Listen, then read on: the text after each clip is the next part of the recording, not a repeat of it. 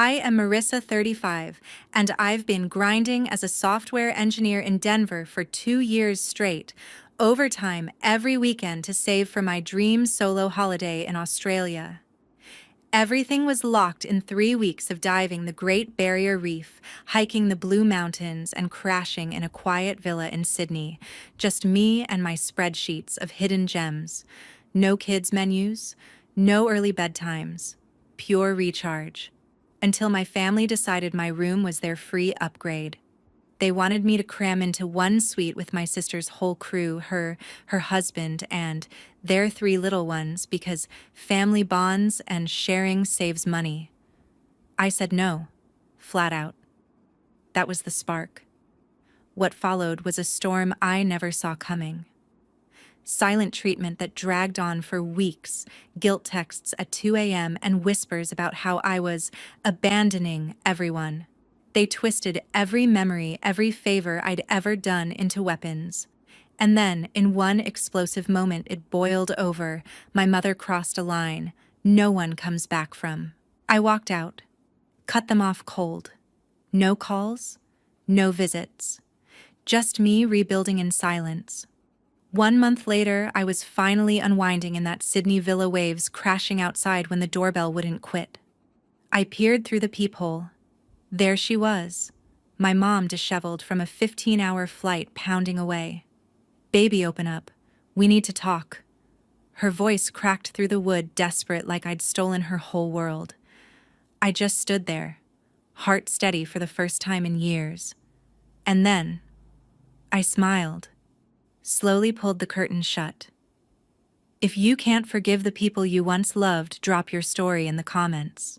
To understand that slap, you have to go back, way back to the patterns I'd ignored for years. Growing up in suburban Denver, where the Rockies loomed like silent judges over our middle-class block, I was always the fixer, the one my parents turned to when things got messy. At 10, while my younger sister Kayla, 4 years my junior, threw tantrums over dolls, I was wiping counters after dinner, listening to Mom Linda vent about her part-time shifts at the bank. Dad William worked construction, coming home bone-tired, so I'd heat up leftovers and quiz Kayla on spelling words to keep her occupied. It felt normal then, that quiet role of holding it all together. By high school, the lines blurred further. Kayla met her future husband Derek during her freshman year at community college, and they tied the knot right after she graduated. Their first kid, Caleb, arrived 9 months later, followed by Harper 3 years on, and little Nora another 3 after that. Kayla dove headfirst into motherhood, posting endless updates on Facebook about first steps and finger paints, while I chased a computer science degree at the University of Colorado. Long nights coding, internships at startups in Boulder. They built my resume, but family pulls kept me close. I've spent 35 years bending like that, haven't I? Take 3 years ago, a promotion dangled at a San Francisco tech firm, full remote perks, and a salary bump that could have doubled my savings. But Kayla complained the drive from Denver to her place was exhausting with the kids' car seats, so I turned it down. Stayed put in my cramped apartment off Colfax Avenue, closer to their chaotic cul-de-sac. Because of that choice, Sunday barbecues became routine, me flipping burgers while Caleb chased the dog. Harper smeared sunscreen on Nora's chubby cheeks, the air thick with charcoal smoke and laughter that always circled back to their milestones. Meanwhile, my own wins faded into footnotes. When I nailed a big app rollout at work, earning a bonus that pushed my Australia fund to $3,000, the family toast at Olive Garden shifted midway to Harper's ballet recital scores. "She's got real talent," Mom gushed, squeezing Kayla's hand while Dad nodded along. Fork paused mid-bite. I smiled through it, stomach nodding like over-twisted code. But why question the script family first? That's what they'd drilled in since those Denver backyard talks. Voices low under the string lights as crickets hummed. The sacrifices stacked quietly, each one a debug I never fixed. Last spring, I'd planned a weekend hiking trip with college buddies up to Rocky Mountain National Park, backpacks loaded, trail maps printed. But Caleb's birthday fell smack in the middle, a pirate-themed bash with balloon swords and a cake the size of a shield. You can't miss it. Kayla snapped over the phone, her voice edged with that familiar plea. The kids ask about Aunt Marissa every day. So I canceled, showed up with wrapped Legos instead, spending the afternoon corralling Nora from the bounce house while the group chat buzzed with photos of my friends summiting peaks I could have touched. Even holidays bent to their rhythm. Thanksgiving dinners, once at our traditional 2 p.m. slot with Dad's carved turkey, and Mom's cranberry relish now kicked off at noon to sync with Nora's nap schedule. Christmas mornings always at Kayla's because the little ones shouldn't wait to open gifts. I'd arrive early helping string lights on their sagging garland, the pine scent mixing with baby formula while my own quiet traditions like sketching trail ideas by the fire gathered dust. Why did I keep saying yes? This wasn't love. This was leverage. A slow compile of expectations I'd run for decades without crashing. They'd target my savings next. I sensed it even then, the $3,000 earmarked for Sydney sunsets and reef dives, not crowded suites with spilled juice boxes. But looking back now, clutching those faded family photos from a shoebox in my closet, the code clicked. They didn't need me as a sister or daughter. They needed an unpaid babysitter, a safety net woven from my threads. Enough. This time it would break different. I'd choose me. It got tested quick the very next Sunday when I finally spilled the beans on the family Zoom call. I'd been mapping this Australia escape for months, a 3-week reset away from Denver's endless gray skies. Picture it, a cozy villa tucked in Sydney's harborside mornings diving the turquoise Great Barrier Reef, with nothing but fish for company, afternoons wandering the misty trails of the Blue Mountains, notebook in hand, for sketches of eucalyptus groves. No group tours, no compromise on sunset timing. I'd even bookmarked a quiet spot in Cairns for stargazing far from light pollution, where the Southern Cross would hang like a private promise. Leaning into the camera that evening, laptop propped on my kitchen island with a half-eaten burrito bowl pushed aside, I hit share on my screen. Guys, check this out, I've saved enough for Australia. Solo trip starting next quarter. Who's jealous? The grid lit up with thumbs-up emojis from Mom and Dad, Kayla's face pixelated but grinning from her living room chaos, Derek nodding beside her. Caleb waved a toy boomerang in the background, Harper twirled an imaginary tutu, and Nora gnawed on a stuffed koala, her giggles cutting through the lag. Excitement bubbled at first. That reef sounds epic, Dad William chimed in, his voice gravelly from years on job sites. You deserve a break after all those late nights coding. But right on cue, Kayla leaned closer, her eyes sharpening like she spotted a glitch in my plan. Australia. With the kids learning about outback animals in school, Caleb just did a whole unit on kangaroos, real ones, not cartoons. She paused, tilting her head just so. What if we tagged along? Sharing your villa would cut costs big time. Derek's freelance dried up last month. We're scraping by on one income. Within hours, the barrage hit. My phone lit up like a server overload, texts stacking before I could even log off Zoom. Kayla first, think about it. Harper's obsessed with those ballet shows down under. A family suite means more memories, less hassle. Can't you adjust for the kids? Attached was a link to a sprawling resort in Sydney, 6 beds and a kids' pool, nothing like my intimate hideaway. Derek followed up with a voice note, his tone casual but probing. Caleb's teacher suggested hands-on projects. Seeing the real deal priceless. Plus, it saves us airfare drama. Dad sealed it over coffee the next morning, pulling up a chair at my spot in the local diner, steam rising from his black mug. Sounds selfish, Marissa, dropping $3,000 on one person when we could stretch it for everyone. Your mother's already scouting family deals. His words landed heavy, fork-scraping eggs, as if scraping away my solo vision. Gut twisted like bad code compiling wrong. Was this coincidence or scripted? The kids piled on innocently enough. Harper's video call that afternoon, her face smeared with yogurt, piping up. Aunt Marissa, do they have princess castles in Australia? Can we match outfits for photos? Caleb chimed in next, holding a crayon drawing of a bounding kangaroo. I want to ride one for real, please. Even Nora babbled roo-roo into the speaker, her tiny fists waving. No dice. I typed back polite no's, suggested a separate trip down the line. But the replies accelerated, Kayla forwarding educational articles on multi-gen travel, Derek quoting flight deals for 4, Dad muttering about family loyalty in our next check-in. It poured in, relentless, a coordinated front that felt too polished, too timed. This wasn't organic excitement. It was calculated, every tug at my heartstrings a line from the same playbook. By Monday, my brother Kyle entered the fray, 38 single, and the one family member I'd always pegged as neutral, crashing on my couch after his latest breakup, spilling craft beers while I debugged his latest life glitch. We'd bonded over that fixer vibe, me patching his resume gaps, him tagging along on my rare solo hikes. But trust, that cracked wide open when I found his email trail forwarded to Kayla. I'd vented to him privately months back, a late-night chain about the grind, the isolation, how family pulls left me running on fumes. It's like I'm the backup server for everyone's crashes. I'd typed attaching a half-joking spreadsheet of my sacrifice ledger. Harmless catharsis.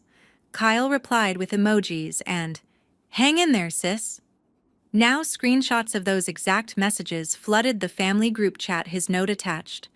"Thought you should see this, Marissa's been stressed about the trip. Maybe it's hitting her harder than she lets on." Betrayal burned like exposed wire. How deep did this go? I confronted him over text, fingers flying. "You shared my emails. That's my private stuff." His response pinged back fast, defensive. "Just trying to help mediate. Kayla's worried you're pulling away." Mediate. This was a hack, straight up. Tuesday brought Derek's overreach. My inbox at work blinked with an unfamiliar sender, his freelance domain subject line, "Quick Q on your PTO." "Hey Marissa, heard about Australia. Mind if I chat with your manager about extending to 4 weeks logistics for the family add-on?" My stomach dropped, cursor hovering over delete, as colleagues glanced over cubicle walls. He'd CC'd HR by mistake, or maybe not. I forwarded it to my boss explaining the mix-up, but the damage lingered, whispers in the break room about personal drama leaking in. The group chat exploded from there, a relentless flood turning notifications into white noise. Mom kicked it off with a chain of heart emojis and links to healing family retreats in the outback. "We all need this, don't shut us out." Kayla amplified. "The kids are drawing pictures of kangaroo aunties. Harper asked why you're leaving them behind." Dad dropped stats on shared bookings, saving 20%, his thumbs up sealing every guilt-laced thread. By midweek, the masterpiece dropped a surprise Zoom from Kayla titled "Family Huddle Down Under Dreams." I joined, wary screen splitting into familiar faces. Her Derek, the kids propped on cushions, even Aunt Diane dialing in from her Arizona condo. "We prepped something special."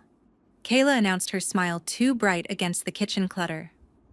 What rolled out chilled me. A montage video clearly edited on her phone, Caleb sniffling over a crumpled kangaroo sketch. "Aunt Marissa, why can't we come? I promise no mess." Harper burst into rehearsed tears, clutching a ballet slipper. "Dee, does Australia have McDonald's? I don't want to eat weird food alone." Nora wailed back up, face scrunched red. Derek's arm steadying her as the clip looped on koala plushies and tear-streaked cheeks. Sniffles echoed through speakers, Aunt Diane murmuring, "Poor things," in the chat. Kayla muted briefly, eyes locking on mine. "See, this isn't about money, it's about us." But the cuts were too clean, the sobs timed just right. This web trapped me, threads from Kyle's leak to Derek's probe pulling taut.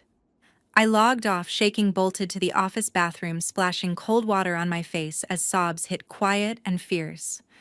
Back at my desk, the quarterly report blurred, lines of code swimming, deadlines slipping by an hour before I caught it. I've debugged worse crashes, but this personal malware rooting deep. That night, I dialed Jordan, my best friend since freshman dorms, now a therapist in Seattle, her voice steady over the line. "Lay it out," she said. "No fluff." I did the emails, the call, the video. She paused then. Textbook family manipulation. They're love bombing with kids to override your no. Classic enmeshment, stand firm or it'll compile into resentment. Her words anchored me a firewall against the flood. But the web held waiting for the next tug. The huddle escalated into full ambush that Friday night, a week after Jordan's warning when Mom and Dad called an emergency Zoom from their living room. I clicked join from my couch, the app's chime cutting through takeout wrappers expecting more tears or links. Instead, the screen filled with everyone, Kayla and Derek bookending the kids on their sectional, Caleb fidgeting with a fidget spinner, Harper in her mid-rehearsal leotard, Nora dozing on a pillow fort. Aunt Diane lingered in the corner tile, her Arizona sunset glowing orange behind her. "We're all here for you." Mom Linda opened her voice, honeyed over the floral blouse she'd worn to church. Dad, William nodding solemnly beside her, hands folded like at a board meeting. Kayla took the reins, sharing her screen to a polished deck titled Our Shared Adventure Down Under. Slides flipped stock photos of family selfies at the Opera House, pie charts on cost savings, with my $3,000 as the star, bullet points on educational wins, like kangaroo safaris for Caleb's report card boost. "This isn't hijacking your dream," she insisted, cursor highlighting a mocked-up route. "It's expanding it for us." Pressure built like a full-court press. Dad leaned in, his face creased under the lamp. "We've chipped in for the sweet deposit, already refundable, but shows commitment. Family first always." The kids stirred on cue, Caleb blurting, "Yeah, Aunt Marissa, I won't touch your stuff." Harper added a plea, "Please, ballet in the bush. Sounds fun." Even Nora woke, rubbing her eyes and cooing Aussie from a script Derek mouthed silently. I gripped the mouse, knuckles whitening. "This is my solo recharge. No sweets, no adjustments." Mom's expression softened to hurt eyes welling, as she always did to close deals. "Sweetheart, think of the memories. You're breaking our hearts here." The chat bubbled with Aunt Diane's, "Listen to your mother," and Kayla's rapid-fire emojis, hearts cracking like fragile code. Line crossed. As the screen froze on a slide of cartoon koalas hugging, Mom's voice sharpened. "Selfish girl after everything we've given." Her hand flew across the table in a blur, the slap echoing through my speakers like a dropped mic cheek stinging phantom on my end. World tilted like a crashed app, pixels scattering like I reclaimed. No more. In that split second, I tabbed over to the airline site screen shared live. Fingers steady, despite the roar in my ears, I punched in dates, selected my Sydney villa, and clicked confirmation, notification popping, triumphant. "There," I said, voice level, as the booking email dinged. "Australia's locked. Solo. My dream, not ours." Kayla gasped, Derek muttering, "Unbelievable," but Mom bellowed over them, "You're destroying us." Dad stared, mute, the grid fracturing into side convos. "I've walked away from scraps before." I shot back. "But this is me choosing whole." Declaration hung raw and final. No apologies, no backpedal. I ended the call, heart hammering, as I yanked my laptop shut. Grabbed keys, stuffed a duffel with essentials, jeans, charger, that notebook from the mountains. Drove straight to a no-questions motel off I-25, the neon sign buzzing like unresolved errors. By dawn, I'd signed a lease on a fresh apartment in Lodo, far from the suburbs, pull blocks from my office, but worlds from their web. Cutoff came easily after that. Blocked the group chat, silenced individual lines, ghosted the voicemails piling up. Kayla's Facebook lit up hours later, a tearful post. "When one person's freedom costs a family's unity," heart shattered. Likes tricked in from distant cousins, but the comments crickets mostly. Those crickets turned to silence across the board, a quiet that stretched as my flight touched down in Sydney 2 weeks later. LAX faded behind me, and suddenly, the world expanded. No more group chat ghosts or phantom slaps, just the hum of Qantas engines giving way to harbor breezes. I dove deeper into the dream from day one, mask snug, as I slipped off a boat into the Great Barrier Reef's embrace. Coral gardens bloomed electric blue and pink, below clownfish darting like confetti bubbles rising around my mask in lazy spirals. No tantrums interrupting dives, no schedules dictating depths. Pure bliss, 2 hours floating weightless, surfacing only when lungs burned for air salt spray, kissing my grin. Days blurred into a rhythm all mine.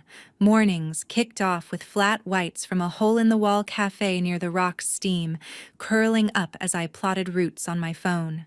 Afternoons meant pounding the Blue Mountains trails, boots crunching gravel underfoot, eucalyptus tang sharp in the mist-shrouded air. I'd pause at echo points, wind-whipping my hair, sketching jagged cliffs that plunged into valleys greener than code on a clean compile. Evenings unwound solo tapas in hidden Surrey Hills alleys, wine glasses chilled against my palm, laughter from nearby tables blending with buskers' guitars. I've chased sunsets before, but these fireball oranges bleeding into indigo, no one tugging at my sleeve for just one more photo. I posted sparingly Instagram stories of reef shadows and mountain fog, captions light, recharging mode activated. Views trickled from work folks and old dorm mates, thumbs ups without the undercurrent of judgment. Freedom tasted like that salt spray, sharp and alive. Back stateside whispers reached me anyway, filtered through the blocks. Kayla's Facebook feed, which I'd muted, but glimpsed via a mutual friend's tag, overflowed with missing family moments. Reels filtered shots of empty dinner tables, captions pleading unity over everything. But the comments, a slow poison. Cousins who'd liked her posts before now scrolled past one aunt typing, "Heard about the Zoom, sounds messy," before deleting. Gossip from that huddle video spread like Denver wildfire, whispers at church potlucks, turning to side eyes at Kayla's drama queen label. Derek's freelance gigs dried further, clients ghosting replies after the family situation leaked into small talk. Kyle's guilt call pierced the quiet mid-trip voicemail, time-stamped 3 a.m. his time. "Sis, I'm sorry leaking those emails was stupid. I thought it'd smooth things, but I see now it just broke more." His voice croaked, trailing into static, a plea for absolution. I let ring unanswered. Contrast hit hard, me hiking solo with lungs full of pine, while their implosion echoed in voicemails, mom's texts slipping through a glitchy block. "Come home, we forgive you," met with my swift delete. One package waited on my Denver doorstep upon return, a manila envelope from Kayla's address. Inside, Nora's crayon scribble a wobbly kangaroo with stick figure family smudges of red and green note attached in Kayla's scrawl. She misses her auntie, we all do. Tears pricked old knots threatening to reform, but I folded it away. Worth the fallout? Absolutely. Guilt whispered, but joy roared louder. This was mine, uncompromised. Joy roared until the doorbell intruded one evening toward the trip's end, shattering the villa's hush. I'd just uncorked a Barossa Valley Shiraz glass, cool against my fingers, when the chimes started insistent like unresolved pings in a stalled build. Peering through the peephole, heart skipping once before steadying, I saw her mom Linda framed in the humid glow of the porch. Light disheveled hair frizzed from the flight, waving a crumpled ticket stub like a white flag. "Baby, please open up, I flew 15 hours straight." Power shifted like a flipped switch. There she stood, the same woman who'd slapped resolve into me weeks back now, beggar at my gate. Eyes red-rimmed, voice muffled through the door as she rattled the handle. "We need to fix this. Kayla's falling apart. The kids ask for you every night." Her words tumbled, laced with that old honeyed plea, but the reversal hit clear from enforcer to supplicant, her floral blouse wilted like yesterday's arguments. I lingered, breath, even the wine's berry notes grounding me. What now? No rush to twist the lock. Instead, a slow smile tugged small private as I reached for the silk curtain.